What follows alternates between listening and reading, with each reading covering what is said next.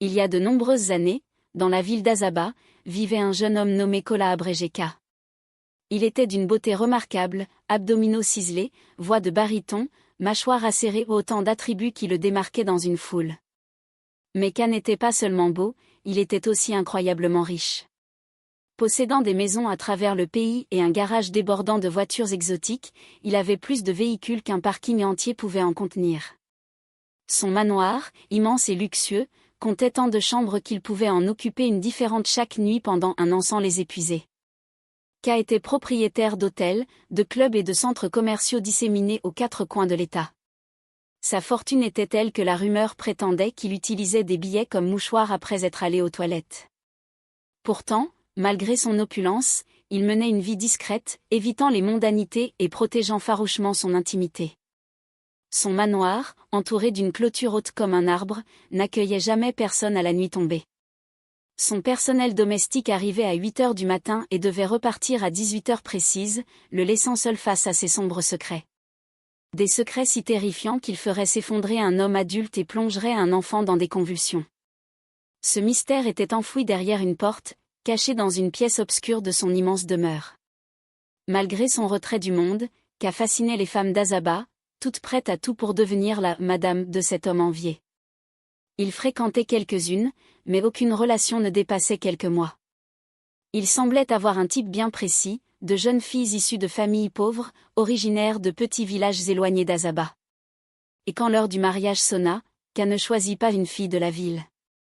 Il se rendit dans un village reculé appelé Lorraine, en quête d'une épouse. Là, il jeta son dévolu sur une jeune femme de 19 ans nommée Ajok, qui venait tout juste de terminer ses études secondaires.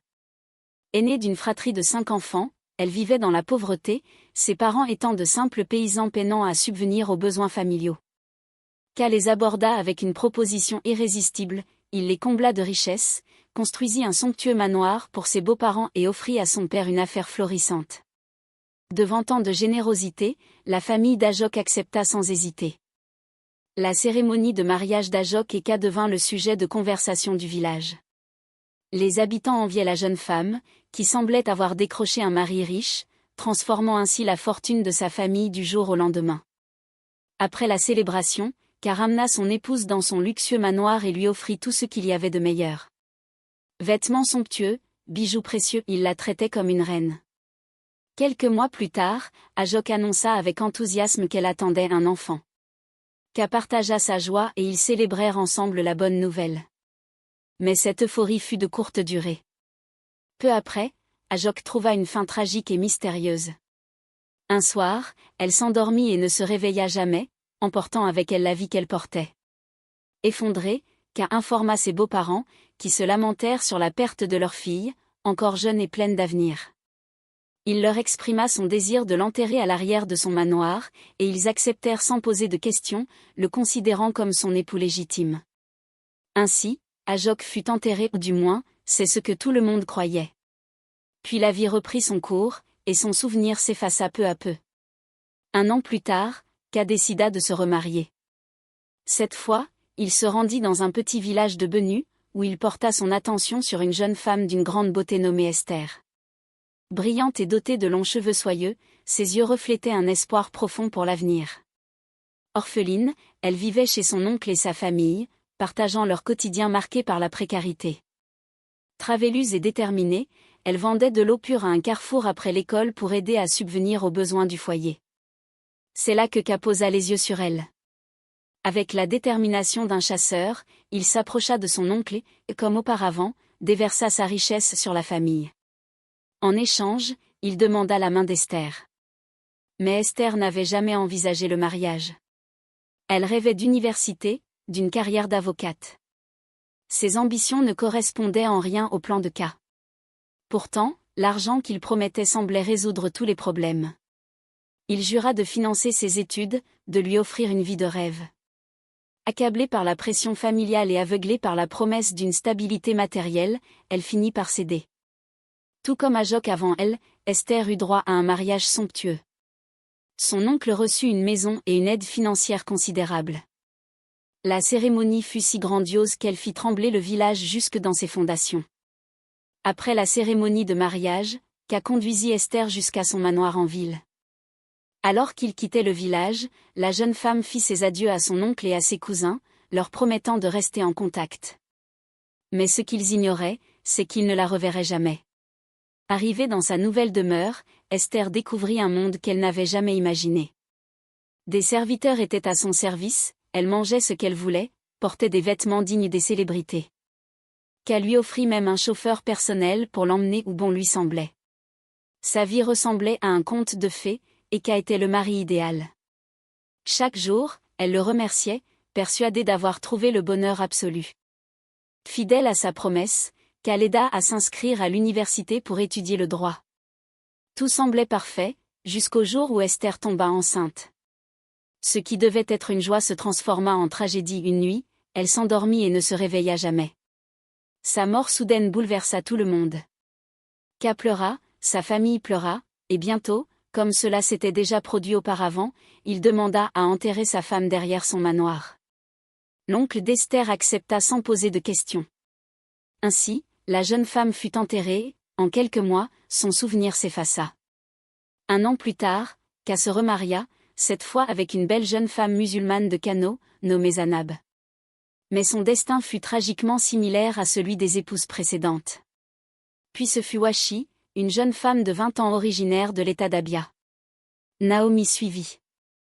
Et ainsi, dans le manoir de Ka, 6 jeunes femmes perdirent la vie en l'espace de 5 ans, tout alors qu'elles étaient enceintes. Pourtant, personne ne soupçonna quoi que ce soit. Leur famille, aveuglée par le chagrin, ne posait jamais de questions. Puis, un samedi fatidique, Ka assista à un mariage à Pin City. Là, ses yeux se posèrent sur une jeune femme d'une beauté frappante. Elle n'avait pas plus de 22 ans. Dès cet instant, Ka savait déjà ce qu'il allait faire, il allait l'épouser. Ukine, plus communément appelée Uki, était une jeune diplômée de l'Université du Bénin. À l'approche de son appel au service national pour la jeunesse, elle apprenait les techniques de maquillage auprès d'une professionnelle. Ce jour-là, son mentor avait été engagé pour maquiller une mariée, et Uki l'avait accompagnée. Après avoir préparé la mariée, elles furent invitées à la somptueuse réception et reçurent un repas soigneusement sélectionné. Ce n'était pas tous les jours qu'elle avait l'occasion de savourer des mets raffinés, comme du riz aux fruits de mer chinois. Profitant de l'instant, elle dégustait son plat avec appétit, mais soudain, elle sentit un regard posé sur elle. Ce n'était pas un regard ordinaire, c'était le genre d'attention qu'un homme porte à une femme qui l'intrigue. Uki leva les yeux et rencontra ceux d'un homme imposant, vêtu élégamment d'une tenue blanche traditionnelle. Sa silhouette athlétique se devinait sous l'étoffe, et son sourire, radieux, avait quelque chose de captivant. Gênée, elle détourna rapidement le regard et reprit son repas, cette fois avec plus de retenue. Tout au long de l'événement, elle sentit ce regard insistant. Par moments, elle osait un furtif coup d'œil dans sa direction, et chaque fois que leurs regards se croisaient, son cœur bondissait.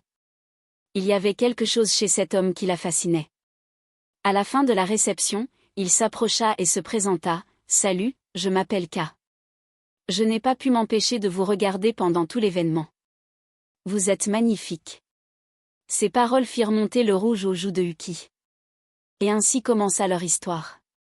Ils sortirent ensemble plusieurs fois et finirent par se fréquenter. Pour Uki, Ka était un rêve éveillé, beau, doux, riche, et surtout, totalement transparent avec elle. Il lui confia qu'il avait déjà été marié et que son épouse était décédée des suites d'une complication de grossesse. Touché par sa sincérité, Uki s'attacha davantage à lui. Mais ce qui scella sa décision qu'il était le bon, c'était son comportement réservé. Contrairement à ses précédents prétendants, Ka ne lui fit jamais d'avance, ne chercha jamais à la toucher de manière intime. Il se tenait simplement la main. « Pourquoi ?» lui demanda-t-elle un jour. Ka lui répondit calmement, « Je me préserve pour notre nuit de noces. » Uki était convaincu d'avoir trouvé l'homme parfait. Ka était attentionné, généreux et d'une douceur sans faille. Elle ne cessait de parler de lui à ses amis, sa famille, et même aux membres de son église. À plusieurs reprises, il se rendit chez elle au Bénin, apportant des cadeaux somptueux et de l'argent pour ses proches. Sa générosité et son humilité finirent par gagner leur cœur. Après quelques mois, Uki et Ka se marièrent. Comme il l'avait fait avec ses précédentes épouses, Ka offrit une maison à sa belle famille, leur acheta des voitures et développa l'entreprise de riz de sa mère. Il ramena Uki dans son manoir à Azaba, un palais digne des contes. Des domestiques veillaient à chaque détail, un chauffeur personnel l'escortait en ville, et elle n'avait jamais à lever le petit doigt. Tout lui était servi sur un plateau d'or. Ka était prévenant, toujours tendre avec elle, ne haussant jamais la voix et l'entourant de luxe. Mais après quelques mois, Uki remarqua des signes troublants. Il ne lui permettait jamais de rendre visite à ses parents, et ceux-ci ne semblaient pas chercher à la voir non plus. Quand elle lui demanda pourquoi, il répondit simplement qu'il voulait préserver leur intimité de jeunes mariés. Peu à peu, elle réalisa qu'ils vivaient isolés dans leur grande demeure. Aucun parent ni ami ne venait les voir, et le personnel quittait les lieux chaque soir à 18 heures précises. Dès cet instant, la maison plongeait dans un silence pesant, presque inquiétant. Ce qui l'angoissait le plus, c'étaient les disparitions nocturnes de Ka. Il disparaissait régulièrement dans une pièce particulière du manoir, y restant des heures avant de revenir auprès d'elle. Uki tentait de se rassurer, se convainquant que tout allait bien. Puis vint une nouvelle pression, Ka insistait pour qu'elle tombe enceinte. Au début, cela semblait normal, il lui en parlait gentiment, avec patience. Mais après une année sans grossesse, son attitude changea. L'homme doux qu'elle avait épousé devint soudainement distant, exigeant. La tendresse s'effaçait, remplacée par une froideur inattendue. Et un jour, Ka posa un ultimatum, « Tu dois tomber enceinte, sinon notre mariage prendra fin. » Uki était submergée d'inquiétude. Elle avait tout essayé pour concevoir infusion, remède traditionnel, mais rien ne fonctionnait. Désespérée, elle décida de consulter une clinique à Azaba. Après une série de tests, le médecin lui annonça que son corps était parfaitement apte à porter un enfant. Mais il suggéra que son mari vienne également pour un bilan. Ce soir-là, lorsqu'elle partagea cette recommandation avec Ka, il réagit violemment. « C'est toi qui as un problème, Uki. Mon épouse défunte est tombée enceinte après quelques mois de mariage.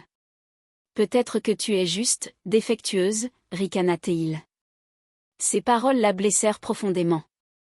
Malgré ses supplications pour qu'il fasse un bilan médical, il refusa catégoriquement. « Si à la fin du mois tu n'es toujours pas enceinte, ce mariage est terminé. »« Je n'ai pas de temps à perdre, » déclara-t-il avant de quitter la pièce en furie. Cette nuit-là, Uki ne trouva pas le sommeil. Les larmes coulaient sans cesse, son mariage semblait sur le point de s'effondrer à cause de son incapacité à concevoir. Le lendemain, dans le désespoir, elle appela sa mère et lui expliqua tout. Sa famille entama immédiatement un jeûne et des prières ferventes, implorant une intervention divine. Uki priait avec toute son âme, sans réaliser que si son souhait était exaucé, cela pourrait marquer le début de sa propre fin. Pendant les jours suivants, Ka changea radicalement. Il cessa complètement de dormir dans leur chambre, lui parlait à peine, comme si elle était devenue une étrangère dans sa propre maison. Chaque nuit, il disparaissait dans cette mystérieuse pièce du manoir, s'y enfermant pendant des heures. Uki tenta de ne pas y prêter attention, convaincue qu'il s'occupait simplement de ses affaires. Mais au fil des jours, elle commença à entendre des bruits étranges émanant de cette pièce. Des murmures, la voix de Ka, parlant, à qui exactement, elle n'en avait aucune idée. La curiosité devint insoutenable. Elle devait savoir ce qui se cachait derrière cette porte toujours fermée. Le lendemain, elle interrogea l'un des employés de maison, mais celui-ci sembla tout aussi ignorant qu'elle. « Nous n'avons jamais été autorisés à nous approcher de cette pièce, » confessa-t-il. Uki comprit alors que quelque chose était profondément anormal. Et plus elle y réfléchissait, plus elle réalisait qu'elle avait ignoré les signes pendant bien trop longtemps. Il était temps de découvrir la vérité. Depuis quelques jours, Uki cherchait des indices sur les clés qui pourraient ouvrir une porte particulière. Elle se souvint alors que son mari portait toujours une clé spéciale avec lui, affirmant qu'elle était la clé de sa fortune. Ce jour-là, elle fit des recherches en ligne sur la manière de dupliquer une clé et découvrit qu'elle pouvait utiliser de la cire pour obtenir un duplicata. Elle se rendit dans un magasin de produits chimiques pour acheter de la cire et d'autres matériaux, avant de rentrer chez elle en feignant l'indifférence. Cette nuit-là, Uki profita d'un moment où Ka prenait son bain pour récupérer discrètement la forme de la clé grâce à la cire. Elle s'assura ensuite de remettre la clé exactement à sa place avant de retourner dans sa chambre, poursuivant le cours normal de sa soirée. Le lendemain matin, après s'être habillée, Uki quitta la maison sans son chauffeur personnel et se dirigea vers l'atelier de fabrication qu'elle avait repéré en ligne. Là-bas, elle fit dupliquer la clé spéciale et se prépara à percer tous les secrets de son mari.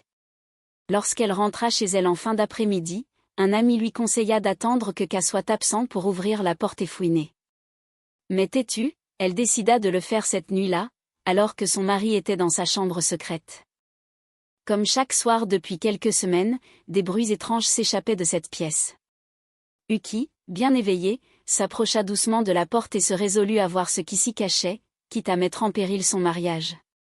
Lorsque K fut absorbée par son activité, elle ouvrit la porte avec sa clé dupliquée et se précipita à l'intérieur. Ce qu'elle vit lui coupa le souffle. Son esprit sembla quitter son corps sous le choc. K lui-même fut pris au dépourvu en découvrant qu'Uki avait percé son terrible secret. Devant elle, 6 femmes enceintes gisaient, mortes, allongées sur un lit, enveloppées soigneusement dans du tissu blanc. Son mari se trouvait là, mêlé à cette scène macabre. La bouche d'Uki s'ouvrit sous l'effet de l'effroi. K, réalisant que son secret était dévoilé, reprit rapidement ses esprits et se précipita vers elle. Elle savait qu'après avoir découvert cela, il ne pourrait jamais la laisser partir. K tenta d'attraper Uki, mais elle esquiva et s'enfuit hors de la maison. Il la poursuivit de toutes ses forces, mais Uki était plus rapide. Elle sortit précipitamment du manoir, affolée, se mit à crier. « Aidez-moi ! Quelqu'un, s'il vous plaît !» Ces appels réveillèrent les voisins du domaine et attirèrent l'attention des agents de sécurité. Tous se précipitèrent dehors et virent Uki courir, paniquée, tandis que Kola la pourchassait. Essoufflée, elle se dirigea vers le poste de sécurité et hurla. « Mon mari veut me tuer !» Les regards s'accrochèrent à elle, incrédules. Elle répéta, sa voix tremblante. « Il est un ritualiste. Il sacrifie des femmes enceintes. » Ce jour-là, Uki révéla à la sécurité du domaine ce qu'elle avait découvert dans la chambre secrète de Kola. Immédiatement, ils l'arrêtèrent et pénétrèrent dans le manoir. Ce qu'ils trouvèrent les glaça jusqu'à l'os, des femmes enceintes gisaient là, leur ventre rond, sans vie. « Cet homme est un monstre. »« Je l'ai toujours dit », murmura l'un des agents, encore sous le choc. Les voisins alertèrent la police, et Kola fut remis aux autorités. Les corps furent évacués vers la morgue pour enquête. Uki, tremblante, rassembla ses affaires et quitta le domaine, terrifiée. Au commissariat, Kola était assis sur une chaise, les mains et les jambes entravées. Il toussa, l'air hagard. Le DPO, directeur de la police opérationnelle, le scruta, une lueur de frayeur dans les yeux, puis demanda. « Monsieur K, pouvez-vous expliquer pourquoi 6 femmes ont été retrouvées mortes chez vous ? Et pourquoi avez-vous tenté d'assassiner votre 7e épouse lorsqu'elle a découvert votre secret ?» K leva un regard glacial vers l'officier. Puis, d'une voix creuse, il déclara. « Je n'ai plus beaucoup de temps, alors autant tout raconter. Cette femme a ruiné ma vie. Je n'aurais jamais dû l'épouser. Elle était plus âgée, plus intelligente que les autres. Elle a tout découvert. » Il inspira profondément avant de poursuivre. « Il y a des années, mes amis et moi sommes allés dans un village reculé pour accomplir un rituel. Chacun de nous avait apporté un coq. Le guérisseur indigène nous expliqua que le nombre de graines de maïs que notre coq mangerait déterminerait notre durée de vie sur Terre. Mes amis ont eu 50, 40, 60 ans. Quand vint mon tour, mon coq n'en mangea que 5. 5 ans. Seulement 5 ans pour profiter de toutes les richesses que j'avais accumulées. » Son visage s'assombrit. La seule solution était de sacrifier 5 femmes enceintes. Je les ai épousées, une à une, sous couvert de coutume. J'ai réussi à en sacrifier 6. Uki aurait dû être la 7e, mais elle n'est jamais tombée enceinte. Et puis elle a découvert mon secret. Il s'arrêta un instant, son regard perdu dans le vide. Maintenant, c'est fini. Les 5 ans se sont écoulés. Les esprits viendront réclamer leur paiement. Un silence de plomb s'abattit sur le commissariat. Les policiers étaient pétrifiés. L'horreur de la situation dépassait l'entendement. Kola fut maintenu en détention. Les familles des victimes furent contactées pour récupérer les corps de leurs proches. En quelques jours, l'affaire fit la une des médias, se répandant comme une traînée de poudre sur les réseaux sociaux, à la télévision et à la radio. La peur s'insinua dans les esprits. Les parents de Kola étaient sous le choc. Leur fils, un ritualiste. Quant à Uki, seule survivante, elle était brisée. Les aveux de Kola l'avaient terrifiée jusque dans son âme. Depuis, elle ne trouvait plus le sommeil. Uki ne pouvait plus manger. Terrifiée, elle se réfugia à Bin City et se rendit dans une église pour chercher délivrance. 7 jours après l'arrestation de Kola, la police le retrouva mort, exactement comme il l'avait prédit. Son ventre était gonflé comme celui d'une femme enceinte, et un liquide rouge suintait de son nez, de ses yeux et de ses oreilles. Il était parti. Son corps fut enterré dans une fosse commune réservée aux criminels. La nouvelle de sa mort frappa Azabal comme un coup de tonnerre. Toute la ville sombra dans un silence terrifié. Même les enfants cessèrent de pleurer. L'horreur s'installa. Les parents tremblaient pour leurs filles. Les jeunes femmes craignaient pour leur vie. Une leçon fut gravée dans l'esprit de tous, une leçon qui ne pourrait jamais être oubliée, même des années plus tard. Quelle morale retenez-vous de cette histoire? Tout ce qui brille n'est pas or. Lorsqu'un homme demande votre main en mariage, prenez le temps de le connaître, de vous renseigner sur lui. Ne vous précipitez pas. Quand un homme vient demander votre fille en mariage, informez-vous, priez, et sachez ce dans quoi vous vous engagez avant de donner votre accord. Le monde est rempli de dangers, et il faut rester vigilant. Si cette histoire vous a interpellé, partagez-la avec vos proches afin qu'ils puissent aussi en tirer une leçon. Abonnez-vous à notre chaîne si ce n'est pas encore fait. Restez prudents, et à bientôt pour une nouvelle histoire captivante.